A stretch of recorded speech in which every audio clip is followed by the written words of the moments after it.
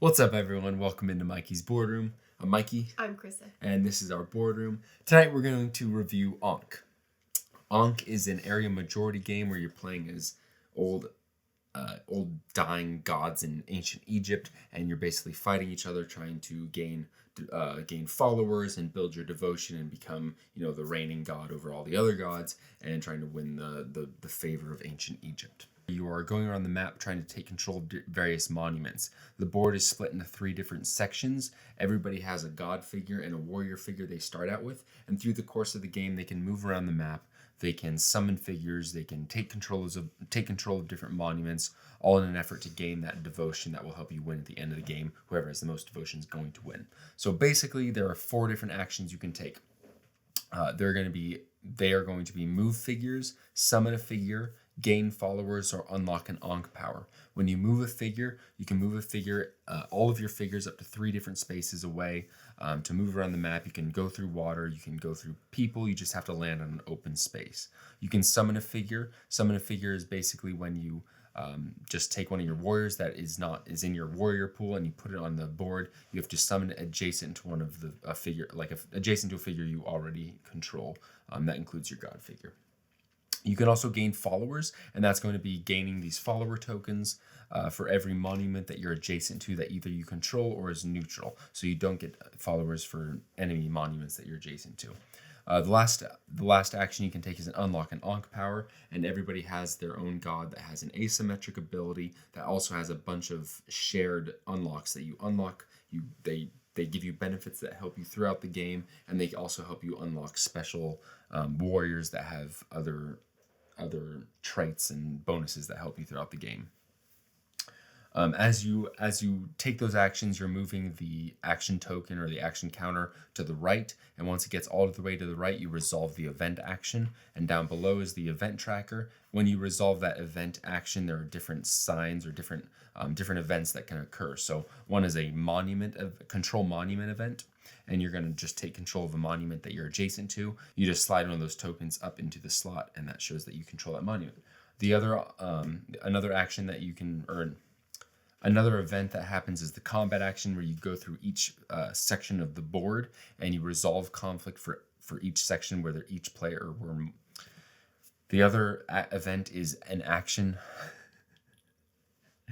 The other event is a combat action where you go through each section of the board and you basically play cards and you determine strength, and that's where the actual combat happens, going back and forth. Cards do have different effects on them, so it can change the way the battle kind of rolls out, each one depending on who plays what card, but basically going through each section of the board, resolving combat. And then the last one is going to be the camel caravan, where you actually take these camels, you can section off the board to create a new section. So how you start with 3 different sections on the board, you can create a 4th section, then a 5th section, then a 6th section, and that all comes into play when you're scoring, because if you dominate an area where nobody else has a figure in that area, you get extra points. So all that to gain extra points and control different monuments. Those are the different actions you can take. That's all the different events. How is that description? I didn't hear a word of it. Every time. I'm sorry. I was focused on keeping my eyes open. You're that time. Why? Because I got no sleep last night. Because a baby has croup. Okay, well that's a basic rundown of how to play. So we do have a playthrough up on our channel. You can go check that out. In it, I feel like we have a very detailed explanation of how to play, and we kind of show. You did a good explanation for the playthrough. We show how to play. So that was just a basic rundown, kind of tell you how the actions are taken and all that. There's a lot more nuances in the strategy and everything, obviously, as you play it out. But basically in the review, we're just going to jump into what we liked, things we didn't like, any thoughts that we have, then we'll jump into our final score, and then from there on, we'll move about our day. You looking at the little holes. Okay, yeah, I know the menus. I guess that'll be the first. Let's talk about positives. Descriptive. That's not the word. What's the this word? Is very descriptive. Intricate. It's detailed. Detailed. There you. Yeah. I knew it was a D. That'll be my first positive then, I guess, is the minis are nice. The minis are really nice. Yeah, the minis are cool. I'll give you that. I mean, CMON is known for having some nice minis, and so it's not really a surprise. But yes, the minis in this game are very nice. I don't know if this will show up, but I'll do close-up shots. So I don't even know why I'm doing that, but I'll do close-up shots. The minis are very nice. Minis are nice. Another thing I really liked is the art. The board looks cool. All the art is really, really nice. The drawings on the different player boards, the drawings on the cards, the art of like on the box and everything. Just everything is really, really cool. Art, minis. I know you liked you didn't even notice these little things. I played the first few times, then I started looking at the board and I realized like there's things drawn down on the board, like boats and like the Sphinx and like just a random bird in the water. I don't know. Just really, really nice looking. Yeah, I agree. Yeah. I don't really notice art usually, and I thought it was pretty cool. Yeah. The colors are very nice, like the they added texture and stuff, which I thought was cool. Yeah, the colors are good, like the orange, purple, red, kind of like a green and blue. Like there's color. The tokens are colored. It just looks really nice on the table. I don't really think the tokens are like cohesive. Like this totally reminds me of like these if you backed this game on Kickstarter, then these yellow monument tokens actually were minis. And it looked like this thing, and it looked like this thing, and it looked like that. Okay. So it would be much cooler if we got like the Kickstarter one. And then like these, instead of just being cardboard, they're actually like metal. Okay. And metal tokens. And I mean, this is fine. It just looks different. Like it doesn't have Egyptian vibe. Yeah, exactly. So yeah, it does kind of look more cartoony. So that might be why, is because they were kind of, this is the retail, whereas like the Kickstarter is kind of what it was meant to be experienced as. But still, even at retail, still looks really nice. Yeah, I have no complaints with how it plays. Nothing was flimsy. Yeah, exactly. Everything like was still. I don't want to say nothing was flimsy, but the tokens were nice. I didn't notice anything flimsy. Well, we'll get there. We'll get there. Another positive that I had that you're not going to know about is the rule book. Rule book was solid. I felt like reading it once, I felt like I knew it. Now, watch our playthrough and tell me if I got stuff wrong, because like obviously I make mistakes and I might have misunderstood stuff, but for the most part the rule book was really straightforward and like easy to understand. Whenever I had to look stuff up, it wasn't too hard to find it while we played.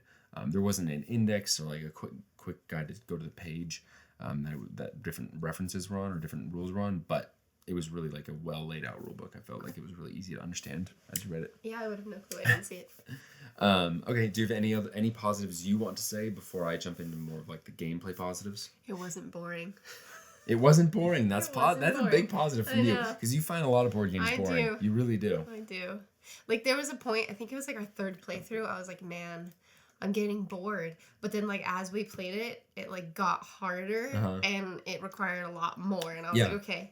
Yeah. It's not boring. The first segment of the game is kind of like okay, and then somewhere around the second third of the game, it kind of kicks off again a little bit and kind of ramps again. Feel bored, exactly, kind of ramps, and then it does it kind of again right at the very end. It kind of ramps up again. It feels like so it kind of does a good job of drawing you back in when you might be like, oh, this is kind of okay.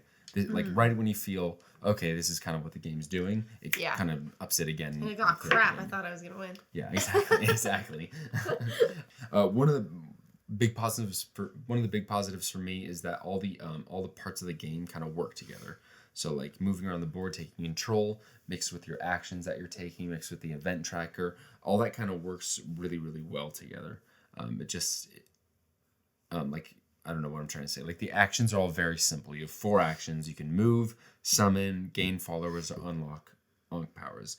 That's all very simple. The complexity comes in where the event tracker and how once you move the action tracker to that far right spot, you get to resolve the event, and the event's going to be controlling a monument, which is huge, or splitting off the map to help your advantage to get more points with the camel caravan. That's huge too.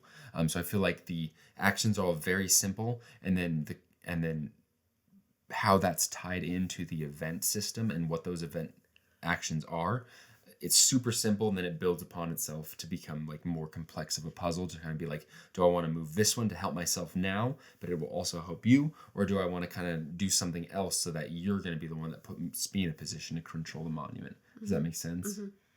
I just feel like it works really, really well together in tandem. How you're not. I like that you can't take control of a monument or attack somebody else as just one of your actions that you take on a turn. In order to attack and in order to control a monument, you have to be in the right position to take an action which will trigger that event that allows you to either take control of the monument or to do conflict. And whenever you attack, it's not just I attack you, it's a conflict event. So you go through each section of the board, and you're going to win some and you're going to lose some. So even if you didn't trigger that combat event, you still can be like, well, at least I'm winning here and I'm winning here and I'm not going to win there. But, you still get points. And there's pretty much, unless you're completely behind and just completely lost and screwed, you're going to like win some of those conflict events when somebody else triggers it. It's just the way it is. So the conflict event triggering, even if you didn't trigger it, you don't get that triggering.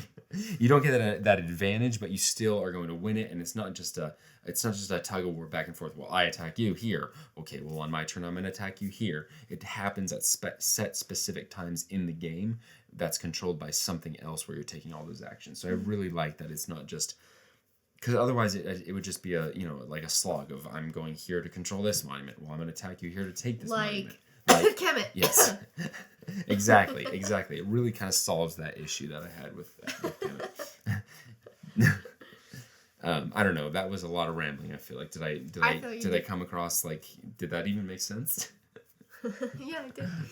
I experienced that too, not to that deep of a level. And just like on your turn, you can decide, do I want to keep going? do I want to trigger the event here and control a monument?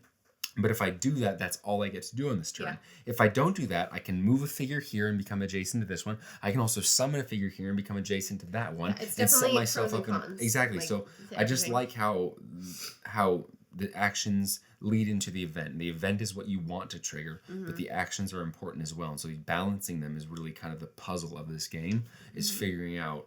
And that's what changes because everybody's doing different things in the playthrough. So sometimes you're trying to trigger the event and I'm not trying to. Sometimes the opposite. Sometimes we're both trying to trigger the event. Sometimes neither of us want to trigger the event. Yep. They just work really well together to keep everything feeling fresh and to try and like keeping everything sort of unknown and trying to solve that puzzle. I like when there's something to try and like solve around, and that's what I feel like. We'll talk about the difference between Kemet and Ankh later in a different video. Okay. I am boring Keeping you. Things rolling. I am boring you. I'm ready to tell. eat food. You're not boring me. I'm just ready for you to stop talking. Okay, another thing I really liked was the different card effects. I like how there was the effects in the cards.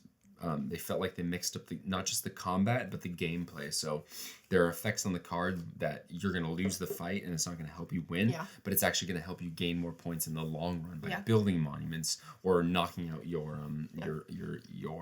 units and your warriors in the area. So I like that too. Even though it wasn't going to help me win, I was still going to benefit in one way or another. So there are cards that help you win, and there are also cards that give you benefits for losing. There are cards that give you benefits for winning while it helps you win. There's just the cards. They really add sort of a variety in that combat, so the combat doesn't get stale when it happens. And I also liked the cards because they were like fairly easy. It wasn't like a ton of reading. I didn't have to reread it a million times just to make sure that's what I wanted to do. Exactly. And all players have the same cards, so it's not like playing a different god is going to change the cards.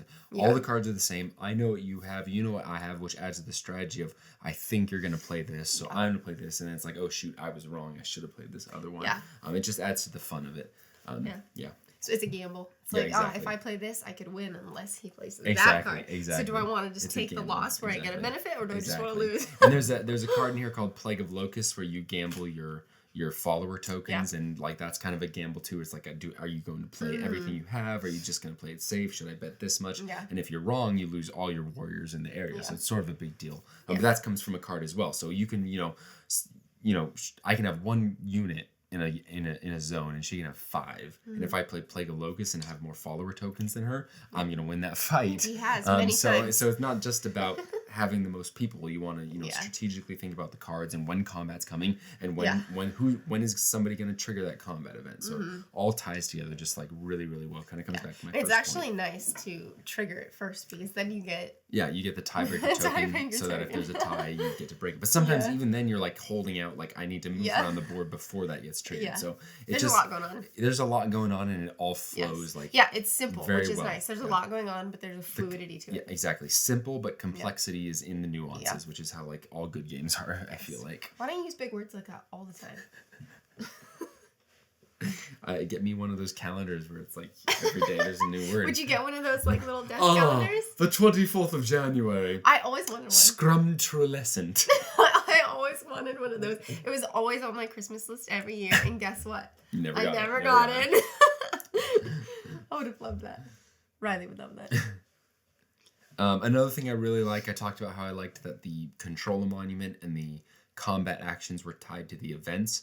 I liked that building a monument was tied to the card that you played. So you can't just build a new monument as an action. You actually have to wait till there's a conflict event, and then when the conflict event happens, you can only play that build a monument card in a zone where we both have warriors, because if I can't just overrun an area and get tons of points for it. I can only build monuments in areas where there's actual conflict. So just not being able to take that action and throw monuments out on the board at any time, since it's tied to a card, since you only get to use it once per combat action, and then you don't have that card again until you are able to pick it up again, which is not going to be till the next combat action at least. I just like how it's not tied to actions, how all the important things in the game, building a monument, partaking in combat, and controlling a monument. I just like how all those the most important things that give you points. Getting into it. I'm trying to explain what I like about the game. The table. I know, I'm getting angry about it. I like how controlling a monument, combat, and building a monument, all the most important things, I like how it's not tied to your actions. You don't get to choose to do that. You have to choose to do other things, and those things are a result of how you plan. And so I really like that about the game, because it makes it well thought out. It makes it feel like, it just makes it feel fun, and like there's strategy, rather than just like, I'm going to build a monument. You're going to build a monument. Well, I'm going to build another monument. Yeah. It just, because that would just get old. Yeah. So I really like how it all just comes back to, it just flows really well. Everything is connected really, really well, and it all works together. Something else I like, just to shut you down from your little rambles, is I liked the devotion. Even when I was losing, I wasn't that far behind. If I did well, I caught up or even got ahead of you. Like, it never felt like I was screwed. Yeah, there was only one game that we played of this so far where you were just completely behind, and it was from the very first turn. It was partially bad luck, and it was partially that you just I was making the wrong choices. You made the wrong choices. I was trying to catch up in the wrong way. Yeah, I guess that could be like something that to keep in mind, is there's not a catch up mechanic. Yeah, there's not. If somebody's behind. Sure. In fact, actually, I take it back. In a 3-player game or more, there is a catch up mechanic. Is there? Yeah, at a certain point in the game, anybody who's behind merges and becomes a team against the person who's leading. I didn't know that. It's very controversial, because lots of people are like, cool. I want to play my game. I don't want to I decide. Can see when So it's easy enough. It's easy enough to just be like, we're not doing that. In a 2-player game, you don't do that. But I guess there is kind of a catch-up mechanic, as controversial as it is. But in a 2-player game, there's not going to be that. Kind of cool. There's not going to be that mechanic. It's cool if you have. It depends on your game group. If it's all very close friends, it's cool. Yeah. If it's a game group that you found online and like everybody's kind of like just sort of friends, it's kind of weird to try and play a game when exactly. So if you get 2 alphas together, like 2 alpha bros. Anyways, like me and somebody else like me. See, I wouldn't call you an alpha bro, except when you're playing board games and video games, and then you're like, no, you're wrong and an idiot. We're doing it my way. Video games for sure, because I'm just, you're born with it. You're born with it. Anyways. Or maybe it's Maybelline. You never saw those commercials? Was she born with it? Oh, yeah. Maybe it was Maybelline. Yeah, I do. I totally forgot about those. I also remember the Feel the Urge. I remember he totally went to Jared. I don't remember with that. the engagement rings. I don't remember that. Like, she said yes, and it shows the rings. Like, he totally went to Jared. My dad probably turned those commercials off real quick, so my mom wouldn't want a new ring. Yeah, probably. You're absolutely right. Another thing. Well, do you have anything you want to say before I just continue to ramble on? Let's just move on to cons. No, I have a couple other things I want to say that I like. Really but quick. I still want to eat some food tonight. Okay, 2 other things. I have to say my honest thoughts just because you want to eat. I'm not going to be you can say honest thoughts without taking 10 minutes to get them Okay, the other ones are short. Oh, okay. Another thing I really liked was the game length. I didn't feel like it went on too long. Like we said, kind of right when it felt like I was like, okay, I kind of get this. Like, is this going to be the whole game? It kind of took off again and adds like, I don't know. It never felt to me like it went on too long. I think it could have ended like one thing sooner. It always ended sort of right where it needed to. Moving on. You disagree? It was just like a smidge long. Okay. Like just maybe one turn less. Okay. I was pretty bored by like the time we got to these 2. Okay. Not like bored, just like ready to be done. Okay. Like we already knew who was gonna win. It kind of is. It was. That's what an argument, but if it's a closer game, then it could be more intense. But, but in our games, by that point, it was like in our games. By the time the last combat happened, we kind of knew that I was gonna win. Yeah. Yes. I'm not good at these kind of games. The other thing I really liked was the camel caravan action. Splitting off the board. I just like it's sort of different. I think they're cute. It really she liked pretending they were talking to each other. It adds another like strategic element to where it's like, do I want to? I'm gonna ramble for just a second. It's like, do I want to take the action now that's gonna trigger the camel caravan event, or do I want to let my opponent get that camel caravan event so maybe I can get the control monument event next, where I'm gonna take control. So the camel caravans, they're fun to figure out. They're fun to try and decide where you're gonna put it. It's like you're in Vegas and you're just gambling. It's not like you're putting the camels on going, yeah, baby, woohoo! But like it's fun when you get it and you get to get those extra points from it. It's fun. It's fun. F-U. F-U-N. Fun. That's so mean. Okay, I'm ready to move on to the things that I'm ready to move on to things that I hated about this game. This game sucks. It doesn't. Okay, let me go first, and then I'll let you ramble Your on. Your voice cracking. Feeling all emotional about it. I am emotional about this game. This game is very emotional. So, to me, outside of the minis, you're crying more than you did on our wedding day. Outside of because I didn't cry at all that day. I cried that day because I was. That was too mean. I couldn't go through with it. I don't even want to know. Our wedding day was a great day that I never want to live again. I enjoyed getting married to you. I enjoy being married. Our wedding day, I'm glad that it's done. What could you imagine if I made you sit through a super long wedding and a super long reception? Our wedding was so short. It was like an hour, and that includes the reception after our wedding. We were in, we were out, we were on our way. I was young and I did not want to be at a wedding. Yeah, and our wedding was cheap, easy, fast. I think the only way it could have been faster is if we went to Vegas. That's not even true because we would have had to drive there, so it would have been even longer if we went to Vegas. I think we made more money at our wedding. Yeah, we literally made more money from people than we spent on our wedding. It was very profitable. Okay, anyways. What don't you like, what I don't like, the quality of the game outside of the minis is very subpar, I feel. The tokens are okay. The minis are great, but the player boards are just card stock. Do they smell like pho? No, they're just card stock. They don't smell like pho. They don't smell good. They don't smell like anything.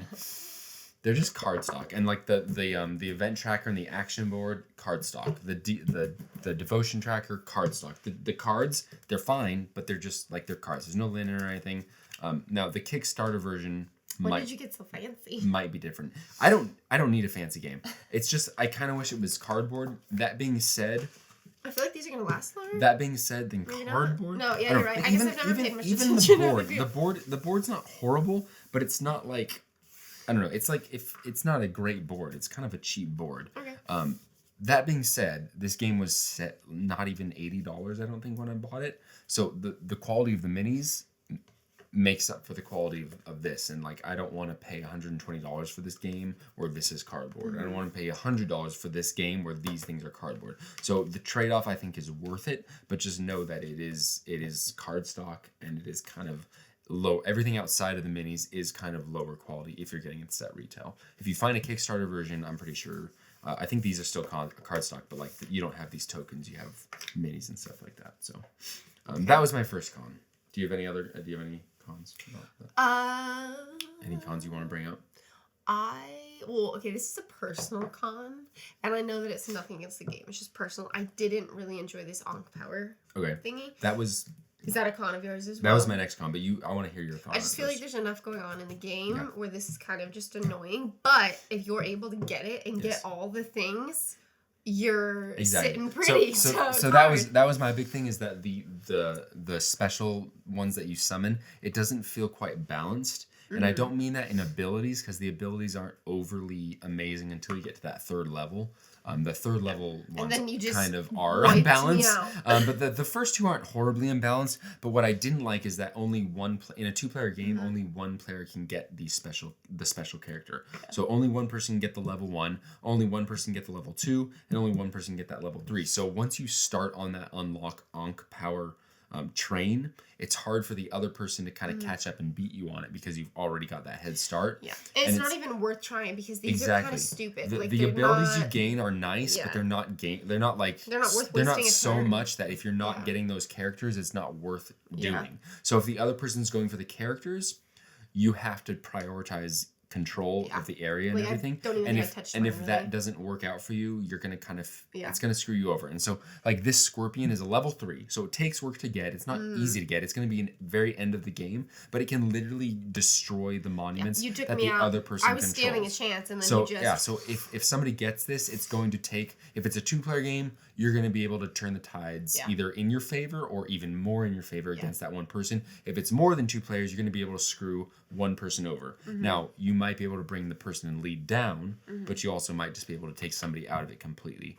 So it was sort of a con for me. I wish that we could both get those special characters. Yeah, I wasn't really into that. At the same time, if we both had special characters, I think that it would just get too crazy. So I sort of wish that these, rather than having such crazy effects, just sort of. I just wish these had more value to them. Yeah, I wish there was something a little bit different about this in a 2-player game. I can't comment for more than 2 players. It might balance itself out a little bit better in a 2-player game or in a 3 and up game. Yeah.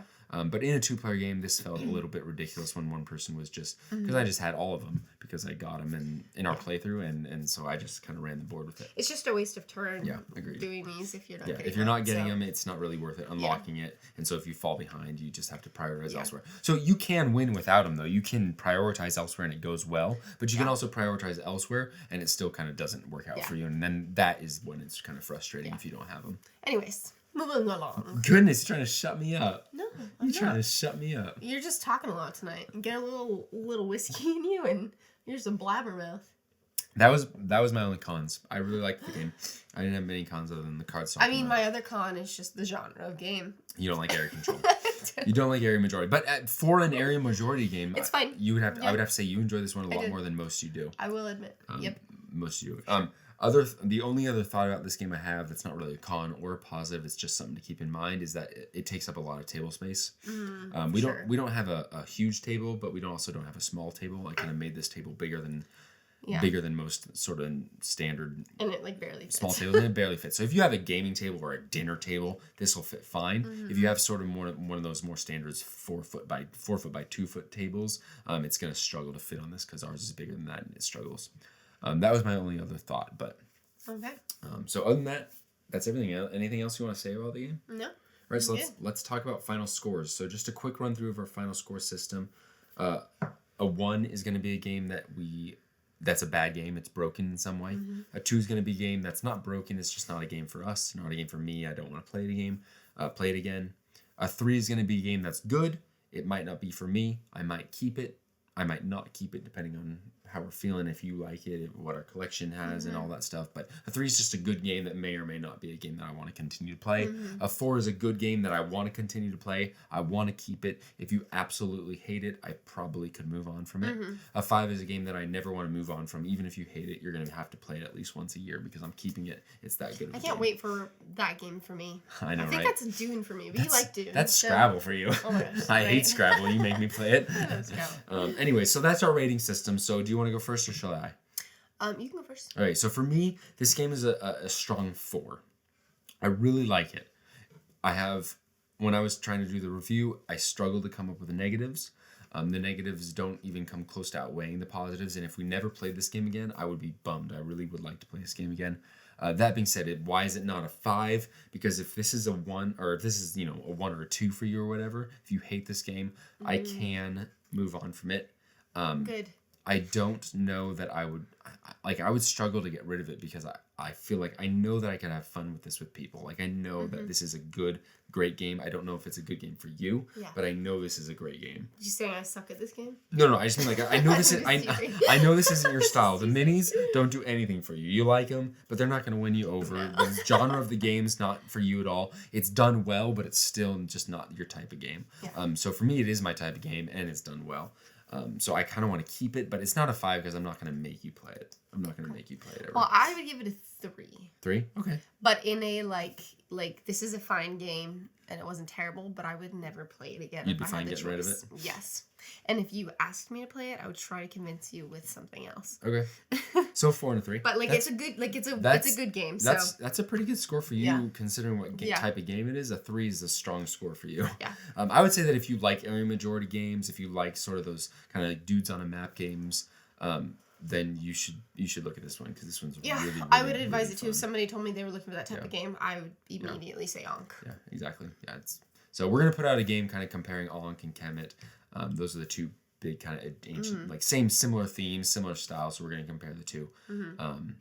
But if you watch those 2 reviews, you're gonna know which one we like more. But anyways, that's kind of our review. So anything else you want to say about it? Nope.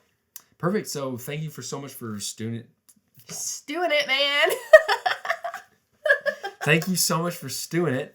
And if you could watch our other videos, we have reviews and playthroughs up like this one. If we have playthroughs up and we have reviews up like this one. If you could like this video, subscribe to our channel, comment on this video, let us know if you've played Ankh, what you think. Let us know other games that are similar to Ankh that you've played that you think we might like. Let us know other games that you aren't similar that you think we might like. We like to play games. We'll review them. Go out there, show kindness. Like, it's crazy out there. We got to get better all together. My goodness. Dramatic. Get my soapbox. Get my soapbox. Soapbox? My soapbox. I want to stand and preach on it. Is that what people would do? Yeah, you never heard that saying? Soapbox? Like, No. step down off your soapbox? No, like, I've heard get off your high like, preach horse. to people like, we need to show I think kindness. you're talking about like soap operas, and I was like, what? We will prevail together. Okay. Anyways, peace.